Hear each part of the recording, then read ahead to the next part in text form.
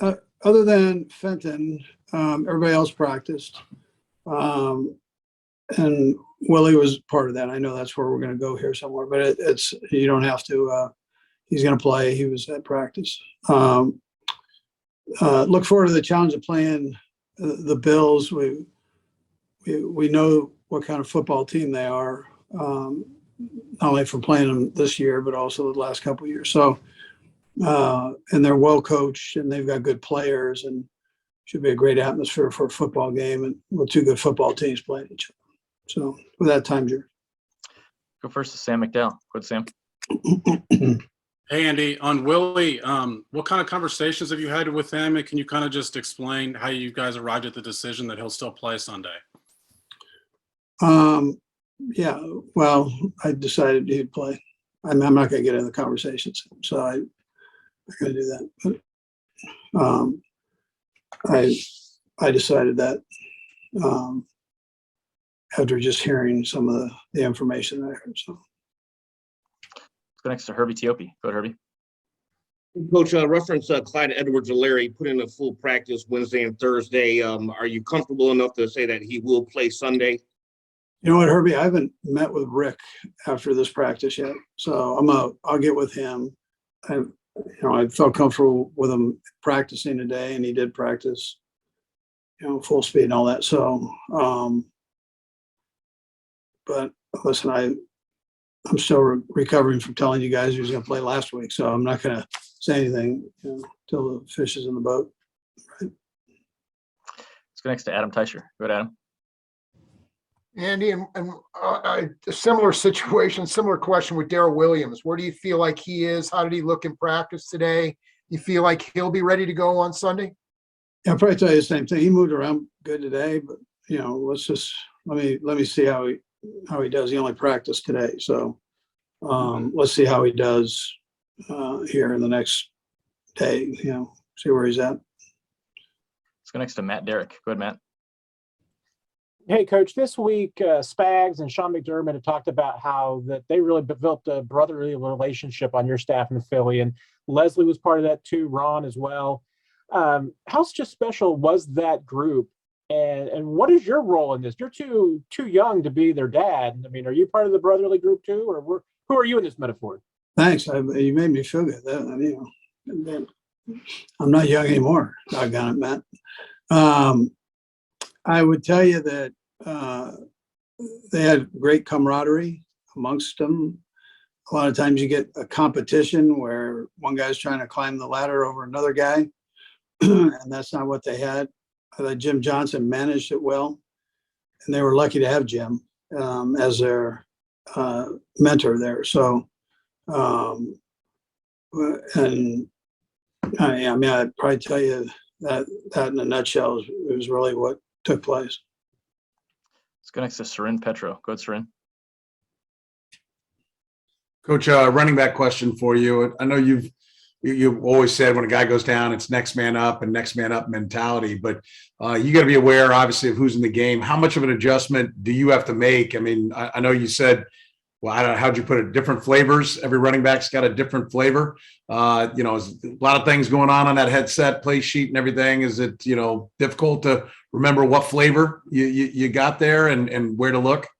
Yeah, what we try to do, Sarin, is tame down the plays so they can all go in and do them and then give you the different flavor doing them, whatever their personality or ability is. And they kind of put that forward. But that way we don't have to juggle the plays. And we do the same thing with the tight end position. We do the same thing with wide receiver position. I mean, Tyreek and Kelsey come out of the game. I mean, there's times when they rest during the game. So as a play caller, you got to have the next man up and he's got to go, right? So even though it might be a primary to one of those guys, that guy's got to go and do his best and make the play.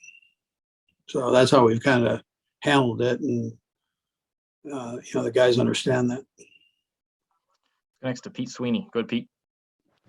Coach, I know that the O-line has been a theme all year. Do you think Mahomes has reached a point where he's looking as comfortable as he's been with that line all season? How does that kind of help drive you guys?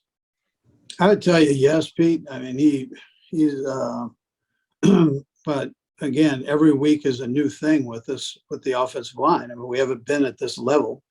And I keep saying every game's faster the more you move up in the playoffs. So this is a new level that we'll see on Sunday, and so let's see how we do.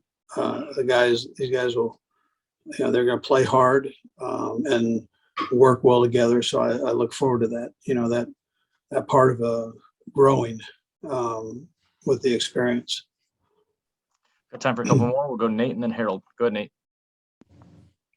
Andy, I'm just wondering how much of the experience of playing, at least in the AFC Championship game and obviously the Super Bowl the last 2 years, how much that is transferable, or how much that can help in a setting where both teams are so close.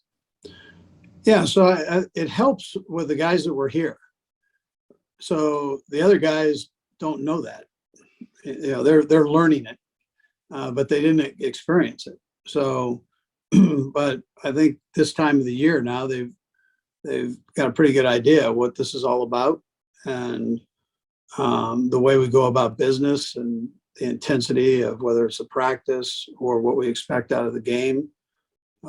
So I think we've worked through some things there, and this will be another good challenge for us.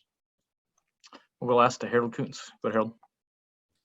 Hey, Andy, two questions. One very quick. Just wanted confirmation if Eric Bieniemy did interview at Denver today, because there are reports out that happened.